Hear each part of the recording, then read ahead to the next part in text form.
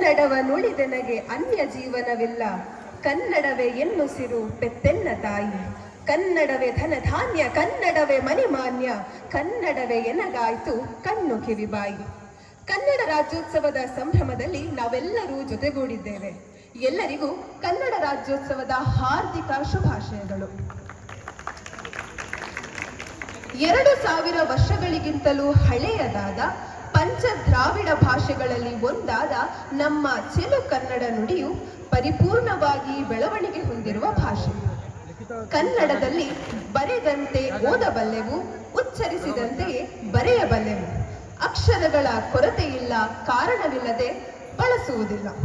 ಜಗತ್ತಿನಲ್ಲಿಯೇ ಅತ್ಯಂತ ಸುಂದರ ಲಿಪಿಯನ್ನು ಹೊಂದಿದೆ ಎಂಬ ಹೆಗ್ಗಳಿಕೆಯನ್ನು ಪಡೆದಿರುವ ನಮ್ಮ ಕನ್ನಡ ಭಾಷೆಯಲ್ಲಿ ರಚನೆಯಾದಂತಹ ಸಾಹಿತ್ಯ ಕೃತಿಗಳು ಅಮಿತ, ಅನನ್ಯ. ಭೌಗೋಳಿಕವಾಗಿ, ಸಾಂಸ್ಕೃತಿಕವಾಗಿ, ಭಾಷಿಕವಾಗಿ ವೈವಿಧ್ಯತೆಯನ್ನು ಹೊಂದಿರುವ ಕನ್ನಡ ನಾಡು ಕನ್ನಡ ನುಡಿಯಿಂದಾಗಿಯೇ ಒಂದಾಗಿದೆ ಎನ್ನುವುದು ಸತ್ಯ. ನಾವಿಲ್ಲಿ ಹೀಗೆ ಒಗ್ಗೂಡಲು ಕನ್ನಡ ನುಡಿಯ ಮೇಲಿರುವ ಪ್ರೀತಿಯೇ ಕಾರಣವಲ್ಲವೇ? ಇಂತಹ ಹಲವು ಹಿರಿಮೆಗಳಿಂದ ಕೂಡಿದ ನುಡಿ ಹಬ್ಬವನ್ನು ಆಚರಿಸಿಕೊಳ್ಳುವ ಈ ಹೊತ್ತು ಕಾರ್ಯಕ್ರಮಕ್ಕೆ ಆಗಮಿಸಿರುವಂತಹ ಎಲ್ಲ ಕನ್ನಡ ಅಭಿಮಾನಿ ಬಂಧುಗಳಿಗೆ ನನ್ನ ನಲ್ಮೆಯ ಸುಸ್ವಾಗತ. I extend my warm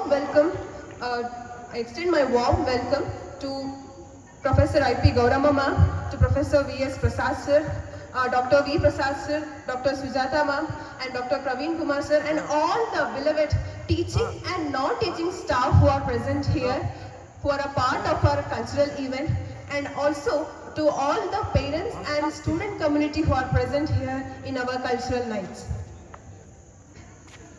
ಇದೀಗ ನಮ್ಮ ನೆಚ್ಚಿನ, ಸದಾ ನಮ್ಮನ್ನು ಪ್ರೋತ್ಸಾಹಿಸುವ ನಮ್ಮ Kannada sir doctor Praveen Kumar sir ಸಭೆಯನ್ನು ಉದ್ದೇಶಿಸಿ ಒಂದೆರಡು ಮಾತುಗಳನ್ನಾಡಬೇಕಾಗಿ ವಿನಂತಿಸಿಕೊಳ್ಳುತ್ತೇನೆ.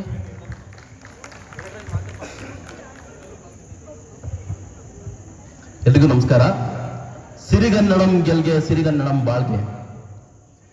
NCERTಯ ಪ್ರಾದೇಶಿಕ ಶಿಕ್ಷಣ ಸಂಸ್ಥೆ ಮೈಸೂರಿನಲ್ಲಿ ಈ ದಿನ 69ನೇ ಕನ್ನಡ ರಾಜ್ಯೋತ್ಸವದ 4ನೇ ಕಾರ್ಯಕ್ರಮವನ್ನು ಆಚರಿಸಲಾಗ್ತಾ ಇದೆ. ಈ ದಿನ ಸಂಪೂರ್ಣವಾಗಿ ಇದು ಸಾಂಸ್ಕೃತಿಕ ಕಾರ್ಯಕ್ರಮ.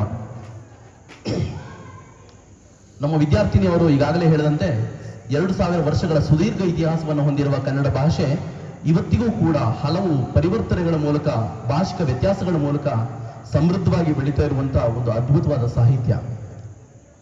ಮಹಾಕವಿ ಪಂಪನಾದಿಯಾಗಿ ಎಲ್ಲ ಕವಿವರ್ಯನ್ನ ಸ್ಮರಿಸ್ಕೊಳ್ತಾ, ಮತ್ತೆ ಮತ್ತೆ ಪಂಪನನ್ನ ನೆನಪು ಮಾಡಿಕೊಳ್ತಾ ಆತ ಹೇಳುವ ತೆಂಕಣ ಗಾಳಿ ಸೋಂಕಿದೊಡಂ ಒಳ್ಳುಡಿ ಗೇಳ್ದೊಡಂ ಇಂಪನಾಳದ ಗೇಯಂ ಗಿವಿವೋಕ್ಕಡಂ ಏನ ನಂಬೆನ್ ಆ ರಂಕು ಸಮಿಟ್ಟೊಡಂ ನೆನವುದೆನ್ನಮನಂ ಬನವಾಸಿ ದೇಶಮಂ. ಇಷ್ಟು ಅದ್ಭುತವಾದ ಬನವಾಸಿ ನಾಡನ್ನ ಕವಿ ಪಂಪ ನೆನೆಸ್ಕೊಳ್ಳೋದು ಅದು ಕನ್ನಡದ ನಾಡು ಅನ್ನುವ ಕಾರಣಕ್ಕಾಗಿ. ಆದ್ಮೇಲೆ 69ನೇ ಕನ್ನಡ ರಾಜ್ಯೋತ್ಸವದ 4ನೇ ಕಾರ್ಯಕ್ರಮವಾಗಿರುವಂತಹ ಇವತ್ತಿನ ಸಾಂಸ್ಕೃತಿಕ ಕಾರ್ಯಕ್ರಮಕ್ಕೆ ಬಂದಿರುವ ತಮ್ಮೆಲ್ಲರಿಗೂ ಕೂಡ ನಾನು ಪ್ರಾದೇಶಿಕ ಶಿಕ್ಷಣ ಸಂಸ್ಥೆ ಮೈಸೂರಿನ ಪರವಾಗಿ ಹೃತ್ಪೂರ್ವಕವಾದ ಸ್ವಾಗತವನ್ನು ಬಯಸ್ತೀನಿ. ಕಳೆದ 3 ಕಾರ್ಯಕ್ರಮಗಳ ಯಶಸ್ವಿಯ ನಂತರ ಈ ದಿನ ಆಯೋಜನೆಗೊಂಡಿರುವ ಈ ಕಾರ್ಯಕ್ರಮಕ್ಕೂ ಕೂಡ ತಾವೆಲ್ಲ ಸಂಪೂರ್ಣವಾಗಿ ಸಹಕಾರ ನೀಡಿದ್ದೀರಿ, ತಾವೆಲ್ಲ ಮಾರ್ಗದರ್ಶನ ಮಾಡಿದ್ದೀರಿ ಮತ್ತು ವಿದ್ಯಾರ್ಥಿಗಳು ಹಗಲು ರಾತ್ರಿ ಶ್ರಮಿಸಿ ನಿರಂತರವಾಗಿ ಎಲ್ಲ ಕಾರ್ಯಕ್ರಮಗಳಲ್ಲೂ ಕೂಡ ಭಾಗವಹಿಸಿದ್ದೀರಾ. ನಿಮ್ಮೆಲ್ಲರಿಗೂ ಕೂಡ ಕನ್ನಡ ರಾಜ್ಯೋತ್ಸವ ಕಾರ್ಯಕ್ರಮದ ಪರವಾಗಿ ಮತ್ತೊಮ್ಮೆ ಧನ್ಯವಾದಗಳನ್ನು ಹೇಳ್ತಾ ನನ್ನ ಮಾತನ್ನು ಮುಗಿಸ್ತೀನಿ. ನಮಸ್ಕಾರ.